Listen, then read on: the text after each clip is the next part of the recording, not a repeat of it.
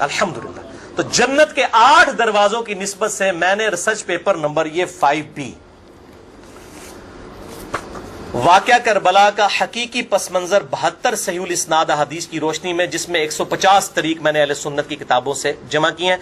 इसमें 33 नंबर पे मैंने हदीस गदीर खुम के सारे तरीक जमा कर दिए हैं जो मेन थे। 8 तरीक जमा किए हैं और मैं 8 के 8 यहां पे बयान करूंगा। जाहिर है थोड़े थोड़े अल्फाज के फर्क के साथ है, और फिर इंशाअल्लाह ये हमारी गुफ्तगू कंक्लूड हो जाएगी इंशाअल्लाह ताला। 33 नंबर पे है।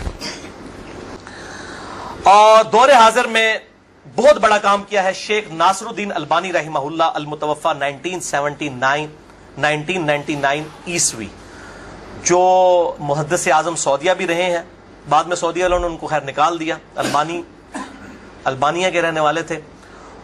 उन्होंने सिलसिला अहदीस सहिया में, अस्सिलसिलतुस सहिया लिलबानी में, इंटरनेशनल नंबर के मुताबिक 1750 नंबर में और 2223 नंबर में दर्जनों तुरुक नकल किए। कई सहाबा से, सैयदुना अली से, सैयदुना साद इब्न अबी वक़ास से, सैयदुना अबू अय्यूब अंसारी से, सैयदुना अनस इब्न मालिक से, सैयदुना अबू हुरैरा से, सैयदुना अबू सईद खुदरी से, सैयदुना बुरैदा से, सैयदुना इब्न अब्बास से, सैयदुना अबू तुफैल आमिर बिन वासिला से, सैयदुना बरा बिन आजिब से रदियल्लाहु अन्हुम अजमईन व अलैहिमुस्सलाम, सबसे ये हदीस उन्होंने नकल की, सारे तरीक। और शेख जुबैर लिज़ई रहमहुल्लाह ने मिशकातुल मसाबिह की तहकीम के दौरान इंटरनेशनल नंबर के मुताबिक 6091 नंबर हदीस के फुट नोट पे लिखा कि यह हदीस मुतवातिर है, गदीर खुम की हदीस। अब मेरे भाइयों, दिल थाम के, आज मैंने कई ऐसी बातें करनी जो मैंने अभी तक कभी भी नहीं की, किसी वीडियो में भी नहीं की, और इवन अपनी निजी महफिलों में भी नहीं। कुछ बातें ऐसी भी हैं, क्योंकि जाहिर है कि अब मुहर्रम का महीना, तो मैं इसको खोल के फिर जरा चीजों को बयान कर दूं। तो ये 8 तरीक मैं 1 बाय 1 डिस्कस करूंगा। पहले 2-3 जरा डिटेल से हैं, फिर साथ इंशाल्लाह बाकी वही अल्फाज रिपीट होंगे। गदीर खुम की हदीस का पहला तरीक, सही मुस्लिम में इंटरनेशनल नंबर के मुताबिक 4 तुरुक है इसके, 6225 से लेकर 6228 तक, सैयदुना अली के फजाइल वाले चैप्टर में। उसका जो पहला तरीक है, तुरुक कहते हैं जमा को, तरीक कहते हैं एक, यानी जो रवायत की सनद चल रही होती है उसको हम कहते हैं इस तरीके से आई है, इस वे से आई है, इस चेन से आई है। पहली चेन सही मुस्लिम 6225, सैयदुना ज़ैद इब्न अरकम से, जो साबिकून अल अव्वलून थे, इन्हीं का वो दारे अरकम था जिसमें नबी सल्लल्लाहु अलैहि वसल्लम दावत हक बयान किया करते थे। ज़ाहिर काबतुल्लाह में तो वो लोग नहीं जाने देते थे। जिस ज़ैद इब्न अरकम रदियल्लाहु ताला अन्हु व अलैहिस्सलाम रवायत करते हैं, उनके पास कुछ ताबईन आए, सही मुस्लिम 6225। उन्होंने कहा, ज़ैद आप कितने खुशनसीब हैं, शुरू में आपने इस्लाम कबूल कर लिया, नबी सल्लल्लाहु अलैहि वसल्लम के साथ आपने नमाजें पढ़ी, आपके साथ जिहाद किया, आप सल्लल्लाहु अलैहि वसल्लम से डायरेक्ट हदीसें सुनी, आपकी सोहबत की, आप तो बहुत खुशनसीब हैं। हम आपके पास सिर्फ इसलिए आए हैं कि आप हमें कोई ऐसी बात सुनाएं जो खुद आप सल्लल्लाहु अलैहि वसल्लम से आपने सुनी हो। तो ज़ैद इब्न अरकम ने कहा कि मैं बहुत बूढ़ा हो चुका हूं, सारी बातें तो मुझे याद नहीं है, इसलिए मेरी माजरत कबूल करो। अलबत्ता एक क्रिटिकल बात मुझे याद है कि आप सल्लल्लाहु अलैहि वसल्लम जब हज्जतुल वदा से वापस आ रहे थे अपनी वफात से तकरीबन 3 महीने पहले, तो मक्के और मदीने के दरमियान एक खुम नामी जगह थी, पानी के लिए पड़ाव किया गदीर खुम पे। और ये बात है 18 जुल्हिज्जा 10 हिजरी की, और 11 हिजरी में आप सल्लल्लाहु अलैहि वसल्लम की वफात हो गई रबीउल अव्वल में। तारीख कंफर्म नहीं, लेकिन दिन सोमवार था, सही बुखारी में आता है। आप सल्लल्लाहु अलैहि वसल्लम ने खुम नामी गांव में ऊंट के पालान का आपके लिए मिंबर बनाया गया, आप सल्लल्लाहु अलैहि वसल्लम ने उस पर चढ़कर खुतबा दिया, और अल्फाज ही बड़े कंक्लूडिंग है, हमने अपने मनहज पे भी लिखा हुआ है। ऐ लोगों आगाह हो जाओ, मैं भी एक इंसान हूं, करीब है कि अल्लाह का कासिद यानी मौत का फरिश्ता मेरे पास आए और मैं उसकी दावत कबूल कर लूं। लोगों आगाह हो जाओ, मैं अपने बाद तुम में 2 भारी चीजें छोड़कर जा रहा हूं। यह है हदीस सकलैन। उनमें से पहली चीज अल्लाह की किताब है, इसमें हदायत है, इसमें नूर है। तुम अल्लाह की किताब को पकड़ो, अपना ताल्लुक इस किताब के साथ मजबूत करो। अल्लाह की किताब अल्लाह की रस्सी है, जो इसको पकड़ेगा हदायत पर होगा, जो छोड़ देगा गुमराह हो जाएगा। फिर ज़ैद इब्न अरकम कहते हैं आप सल्लल्लाहु अलैहि वसल्लम तरगीब दिलाते रहे, अल्लाह की किताब, अल्लाह की किताब, अल्लाह की किताब, लेकिन उम्मत ने छोड़ दी किताब। اور پھر آپ صلی اللہ علیہ وسلم نے فرمایا دوسری بھاری چیز میرے اہل بیت ہیں، میں اپنے اہل بیت کے معاملے میں تمہیں اللہ سے ڈراتا ہوں، میں اپنے اہل بیت کے معاملے میں تمہیں اللہ سے ڈراتا ہوں، میں اپنے اہل بیت کے معاملے میں تمہیں اللہ کا خوف دلاتا ہوں۔ اچھا، اب ظاہر ہے اس زمانے میں بھی لوگ موجود تھے، لوگوں کے کان کھڑے ہو گئے۔ حضرت معاویہ بن ابی سفیان رضی اللہ تعالیٰ عنہ کا دور تھا، تابعین نے سیدھا سوال ہی عجیب و غریب کر دیا۔ انہوں نے کہا زید یہ حضور کی بیویاں اہل بیت نہیں ہیں؟ دیکھو، بجائے پوچھنے کے سینئر صحابی سے پوچھتے کہ اہل بیت کون ہے، ان کو فوراً پتا چل گیا کام کی طرح ہو ہی جا رہا ہے، یہ حضور کی بیویاں اہل بیت نہیں ہیں۔ زید بن ارقم نے کہا کہ بیویاں اہل بیت ہیں، لیکن یہاں پر وہ مراد نہیں ہے، یہاں پر تو نبی صلی اللہ علیہ وسلم کے خاندان کے لوگ مراد ہیں، آل علی، آل عقیل، آل عباس، آل جعفر، وہ لوگ مراد ہیں اہل بیت۔ حضور کی بیویاں یہاں مراد نہیں ہیں، جن پر قیامت تک کے لیے صدقہ حرام ہے، یہ زید بن ارقم نے کہا۔ تھوڑا کوڑا سی جے طریق، اگلا بڑا سخت جے، میں ڈر رہا ہوں یہ بیان کرتے ہوئے، لیکن اس میں نے پمفلٹ میں لکھ دیا ہوا ہے، لیکن وہ لوگ پڑھ کے گزر کے ہوں گے، لیکن میں اب آپ کو توجہ دلاؤں گا۔ صحیح مسلم 6228 نمبر طریق، اس میں پتہ کیا الفاظ ہیں؟ اس حدیث کے اینڈ پہ تابعین پوچھتے ہیں کہ کیا نبی کی بیویاں اہل بیت نہیں ہیں؟ تو زید ابن ارقم کہتے ہیں اللہ کی قسم نہیں،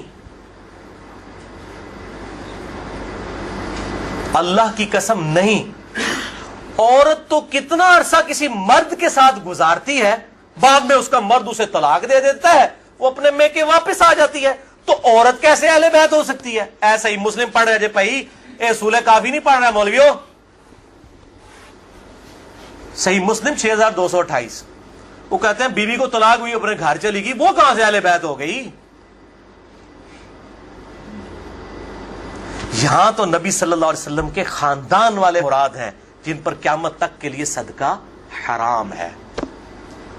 زید ابن علی حدیث انٹرنیشنل نمبر کے مطابق صحیح مسلم میں 6261 نمبر، اما عائشہ رضی اللہ تعالی عنہا وعلیہ السلام خود روایت کر رہی ہیں کہ ایک دن نبی صلی اللہ علیہ وسلم اس حال میں برآمد ہوئے کہ آپ صلی اللہ علیہ وسلم نے ایک کالے رنگ کی چادر اوڑھی ہوئی تھی جس پہ نقش و نگار بنے ہوئے تھے جیسا کہ اونٹ کے کجاووں کے ہوتے ہیں،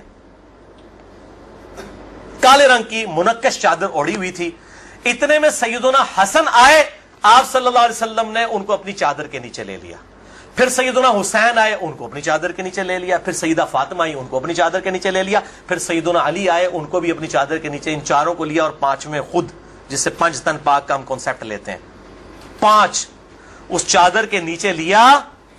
سیدہ عائشہ کو نہیں لیا، پوائنٹ ٹو بی نوٹڈ، وہ راوی ہیں، وہ دیکھ نہیں ہے منظر، اور اما عائشہ دیکھ لیں کتنی منصف مزاج تھی، انہوں نے یہ روایت بیان کر دی، ورنہ کسی درجے میں اپنے بارے میں بھی سوچ سکتی تھی کہ مجھے نہیں لیا گیا، لوگ کل کو سوال کریں گے کہ آپ کو کیوں نہیں لیا گیا، آپ اہل بیت نہیں تھیں، یقیناً تھی، لیکن یہ والا معاملہ جو ہے وہ ایکسٹرا آرڈنری ہے، اسپیشل پروٹوکول ہے۔ چادر کے نیچے لیا، پھر آپ صلی اللہ علیہ وسلم نے سورۃ الاحزاب کی آیت نمبر 33 پڑھی، انما یرید اللہ لیذھب عنکم الرجس اہل البیت ویطہرکم تطہیرا۔ اے نبی کے گھر والو، اللہ تو صرف یہی چاہتا ہے کہ ہر طرح کی ناپاکی تم سے دور کر دے اور تمہیں خوب صاف ستھرا کر دے۔ راویہ اما عائشہ ہیں، خود چادر کے نیچے نہیں ہیں، علی، حسن، حسین اور سیدنا علی ہیں، سیدہ فاطمہ ہیں، اور نبی صلی اللہ علیہ وسلم 5ویں خود۔